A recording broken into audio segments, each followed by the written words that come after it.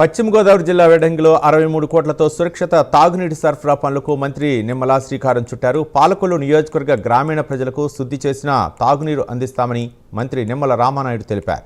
ప్రజలందరూ ఆరోగ్యవంతంగా ఉండాలన్నదే చంద్రబాబు, పవన్ కళ్యాణ్ ఆశయమని మంత్రి చెప్పారు.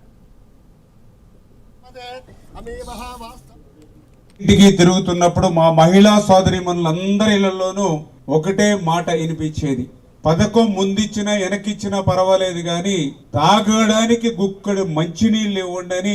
ప్రతి ఇంటి గడప నుంచి కూడా మా మహిళా సోదరీమణుల నుంచి వినిపించినటువంటి మాట.